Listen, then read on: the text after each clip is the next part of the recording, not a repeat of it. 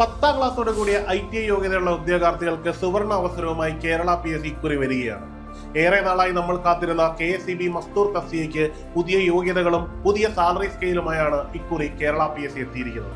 April 30-ന് notification വരും എന്ന് പ്രതീക്ഷിക്കുന്ന ഈ ഒരു തസ്തികയിലേക്കുള്ള തയ്യാറെടുപ്പുകൾ ഇപ്പോൾ തന്നെ തുടങ്ങേണ്ടത് അനിവാര്യമാണ്.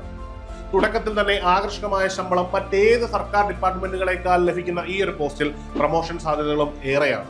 ഏറ്റവും കുറഞ്ഞത് അസിസ്റ്റന്റ് എഞ്ചിനീയർ അല്ലെങ്കിൽ സബ് എഞ്ചിനീയർ തസ്തികയിൽ റിട്ടയർ ആകുവാനുള്ള സുവർണ അവസരം ഒരു ITI ഉദ്യോഗാർത്ഥിക്ക് ലഭിക്കുന്ന മറ്റൊരു തസ്തിക ഇല്ല എന്നത് ഏറ്റവും പ്രധാനപ്പെട്ട കാര്യമാണ്. ജില്ലാ അടിസ്ഥാനത്തിൽ നിയമനങ്ങൾ നടക്കുന്ന ഈ ഒരു പോസ്റ്റിലേക്ക് കേരളത്തിൽ ആകമൊത്തം ഏറ്റവും കുറഞ്ഞത് 3000 പേരെയെങ്കിലും നിയമിക്കുവാനാണ് സാധ്യത. അതുകൊണ്ട് തന്നെ മാറിയ PSCയുടെ പാറ്റേണിനൊപ്പം പഠിച്ച് മുന്നേറുന്നതിനും മത്സരക്ഷമത ഉറപ്പുവരുത്തുന്നതിനുമായി ഇപ്പോൾ തന്നെ ഏണസ്റ്റ് അക്കാഡമിയുടെ ഇലക്ട്രിസിറ്റി വർക്കർ ഫോക്കസ് ബാച്ചിൽ ജോയിൻ ചെയ്യുക.